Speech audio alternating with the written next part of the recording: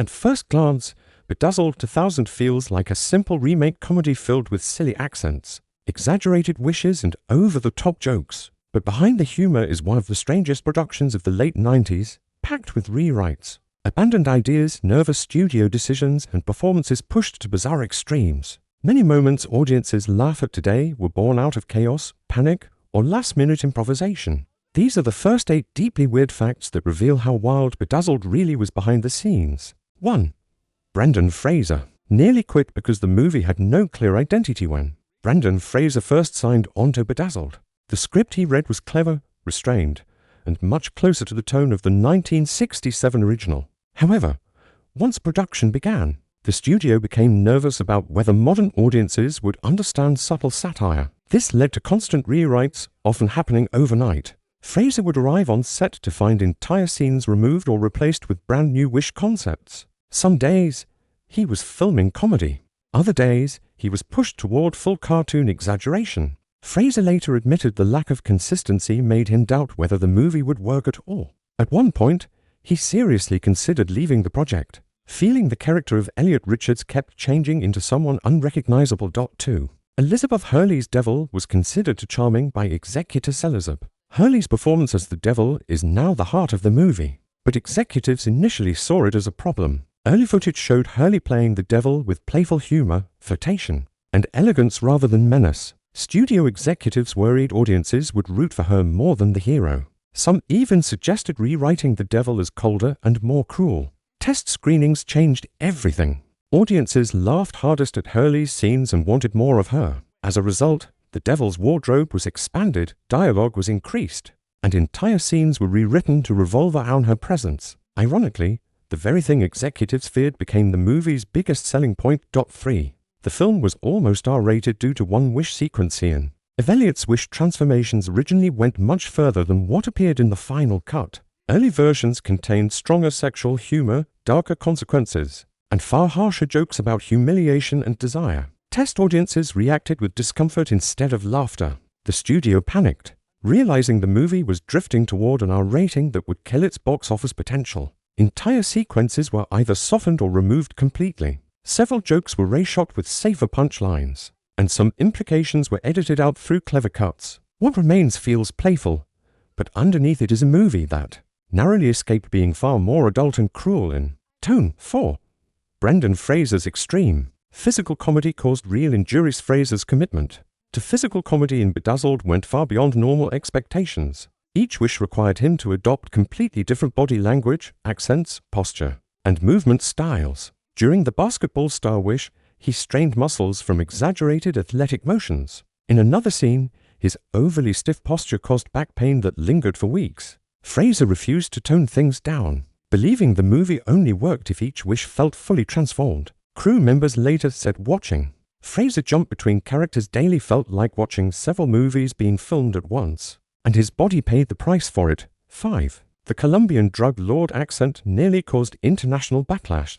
Infamous Colombian drug lord wish was one of the most controversial parts of production. Fraser's accent and exaggerated behavior were intentionally cartoonish, but studio executives worried it crossed into offensive territory. International distributors expressed concern that the portrayal could cause backlash in certain markets. Multiple alternate cuts of the scene were created, some toning down the accent, others shortening the dialogue. In the end, the studio chose humor over caution, betting audiences would understand it as satire. To this day, it remains one of the most debated scenes in the entire film. 6. Several wishes were filmed but never really said. What many fans don't know is that Elliot originally made more wishes than the ones shown in the final movie. At least 2 fully scripted wish scenarios were filmed and later removed because they slowed pacing or confused the story. One involved Elliot wishing to be spiritually enlightened, only to become unbearably smug and isolated. Another wish turned him into a brilliant artist whose success made him emotionally empty.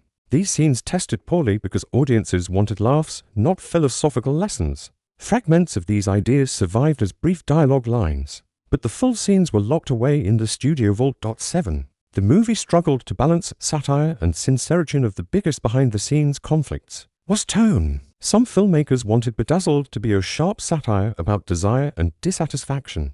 Others pushed for broad comedy with simple moral lessons. This disagreement shows throughout the film. Scenes swing wildly from heartfelt moments to absurd exaggeration. Fraser himself tried to ground Elliot emotionally, even when the script leaned toward cartoon humor.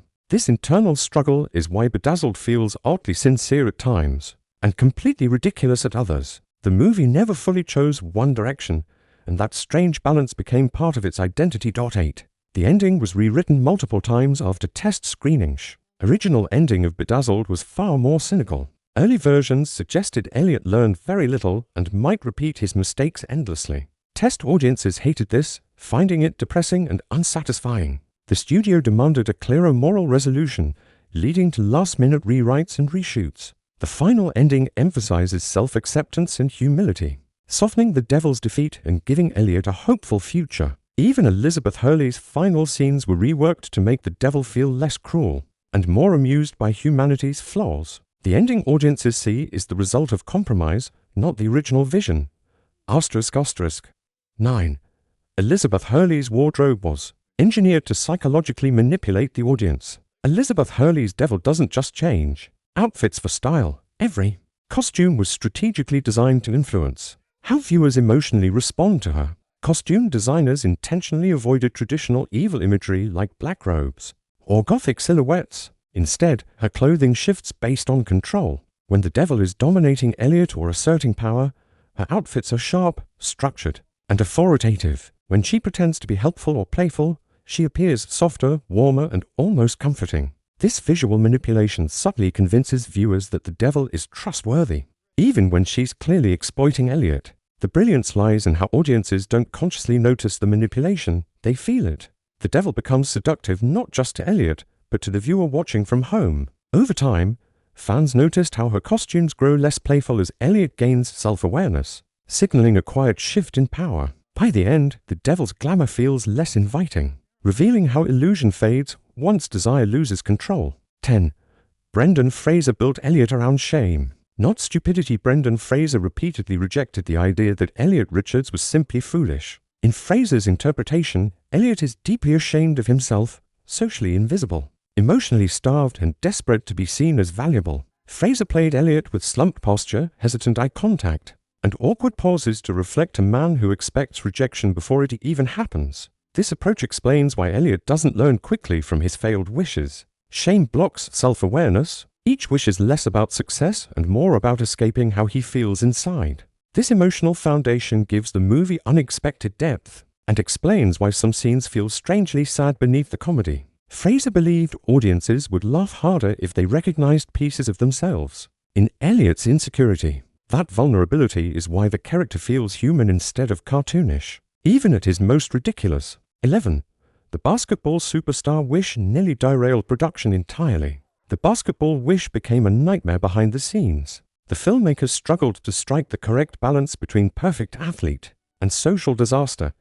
If Fraser played it too realistically, the scene stopped being funny. If he exaggerated too much, it felt cartoonish and disconnected from the rest of the film. The sequence required precise physical timing, repeated takes, and constant adjustments. Extras had to react convincingly to Fraser's robotic behavior without overplaying their responses. The crew reportedly joked that they were filming a sports movie and a satire at the same time, and neither quite fit. Scheduling delays from this scene forced the production to compress later shoots. Ironically, the difficulty helped define the movie's awkward tone, making the wish feel unsettling instead of triumphant. 12. The devil's awareness of the camera was a late but transformative decision. Elizabeth Hurley's subtle, fourth-wall breaking moments were added after editors noticed something unusual in early cuts. Whenever Hurley reacted silently, her presence became more powerful than when she spoke. Additional shots were filmed showing her glancing directly at the audience, smirking, or reacting as if she already knows the outcome. These moments give the devil a godlike awareness. She's not just part of the story, she's above it.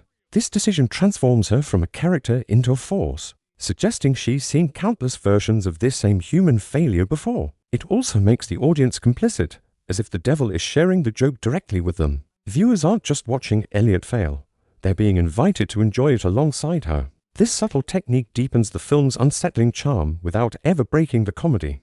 13. Studio marketing misunderstood the film's real identity. Bedazzled was marketed as a loud, slapstick comedy filled with outrageous gags. Trailers focused heavily on Fraser's accents and exaggerated characters, hiding the film's darker satire and emotional core. This misrepresentation confused audiences. Viewers expecting a dumb comedy found moments of discomfort and introspection. Others expecting clever satire were overwhelmed by broad humor. The film didn't fail. It was misunderstood. Over time, as expectations disappeared, audiences revisiting the film discovered its strange balance of heart and absurdity.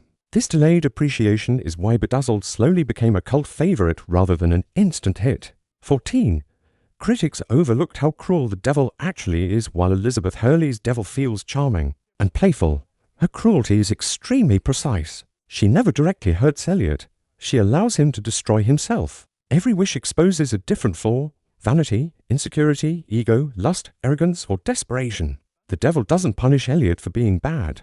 She punishes him for not knowing himself. This psychological cruelty went largely unnoticed by critics at the time, who dismissed the character as comedic fluff. In reality, the devil is terrifying because she never breaks rules. She simply waits for humans to misunderstand their own desires. Her patience is what makes her dangerous, not her power. She wins not through force, but through letting people reveal their worst assumptions. 15.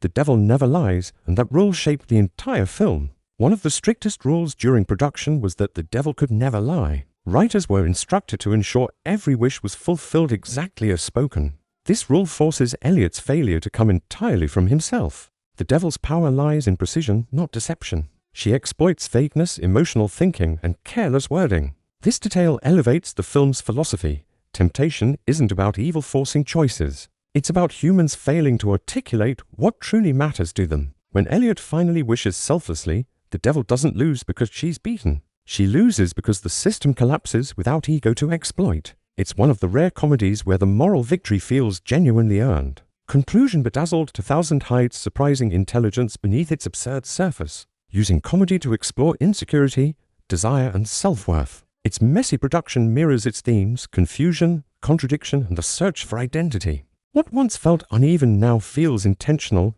even prophetic. In the end, Bedazzled isn't about selling your soul. It's about realizing you've been undervaluing it all along.